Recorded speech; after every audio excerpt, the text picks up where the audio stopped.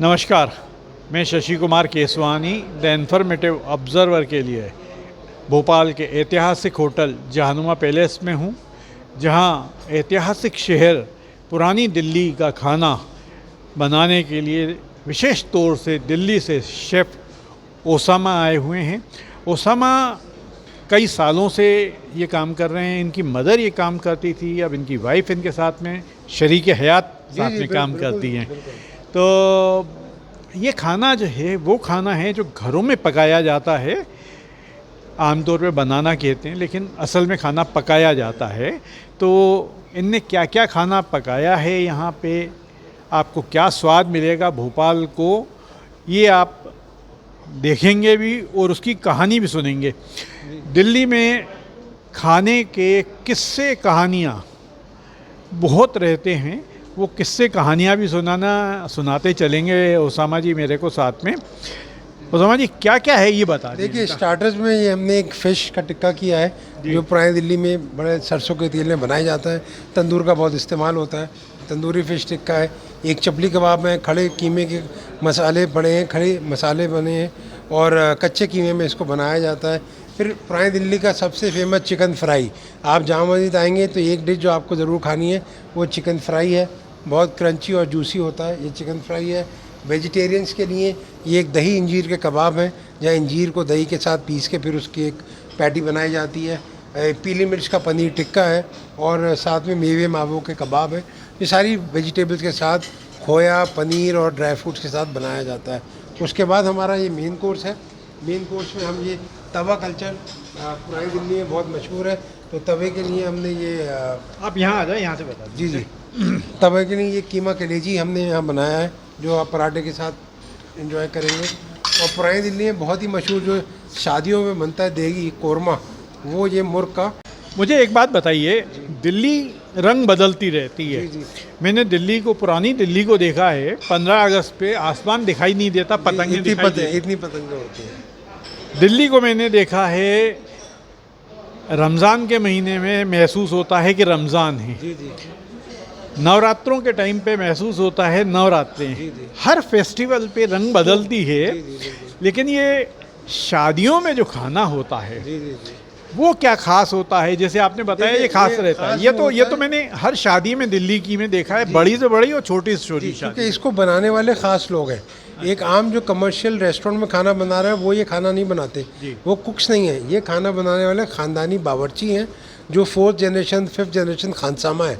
वो उनका काम सिर्फ शादियों में खाना बनाना है, तो वो एक यूनिकनेस रखते हैं। और शादियों में खाने में क्या होता है, आदमी अच्छे से अच्छी लागत लगाना चाहता है अपने गेस्ट को इम्प्रेस करने के लिए, रादर देन खाना बेचने की नीयत नहीं होती उसकी। देखिए, इसी तरह जैसे ये अपना एक दिल्ली की नहारी जो है, समझ लिए दिल्ली की जान है वो ये नहारी है। तो ये स्पेशल नहारी जो तकरीबन 6-7 घंटे दम पे पकी है हल्की आंच पे। नहार मुँह थोड़ी सी निहारी की कहानी सुना दीजिए, वो अच्छी सुनाते हैं आप। आपके किस्सा गोई मैंने देखा बहुत अच्छी है वैसे। इसका एक किस्सा लिखा ये जाता है कि जब शाहजहाँ ने अपनी कैपिटल आगरा से चेंज करी और दिल्ली आके बसे, तो पानी लोगों को रास नहीं आया और तबीयत हो गई ख़राब। तो बादशाह सलामत गए हकीम साहब के पास और उनसे बोला कुछ उपाय बताइए। तो उन्होंने बोला देखो भाई, नहार मुँह जैसे कोई दवा खाली पेट खाने की होती है, तो नहार मुँह खूब मिर्च मसाले और रोगन के साथ मीट को पकाओ और नहार मुँह सारी जनता को वो खिला दो, तो इंशाल्लाह वो बीमारी दूर हो जाएगी। और लोगों ने ऐसे ही किया। अच्छा मीट का सॉस लिया, मिर्च मसाले डाले, रोगन डाला उनको पचाने के लिए, और नहार मुँह खाया और सबकी तबीयत हो गई ठीक। ये दिल्ली की नहारी की एक कहानी है। कहाँ तक सच, कहाँ तक झूठ, ये अल्लाह ही जाने। क्या है, खाना तो स्वाद रहता ही रहता है, साथ में किस्सा गोही हो तो खाने का स्वाद बढ़ जाता है। बिल्कुल बिल्कुल बढ़ जाता है साहब। और हर खाने से कोई ना कोई कहानी किस्सा जुड़ा होता है। देखिए, अब ये भिंडियों का सालन है।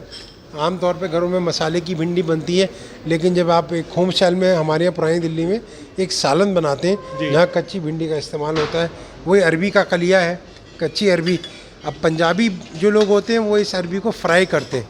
हमारे स्टाइल ऑफ कुकिंग में ये कच्ची अरबी छील के और दम पे पकाई जाती है। तो ये दिल्ली की खूबी ये है, वहाँ हर जाति हर धर्म का खाना बनता है। वो थोड़ा सा बता दें आप। देखिए, दिल्ली में कायस्थ कमेटी है जो बहुत शानदार चाट बनाती है, इवन नॉन वेज फूड बहुत अच्छा बनाती है।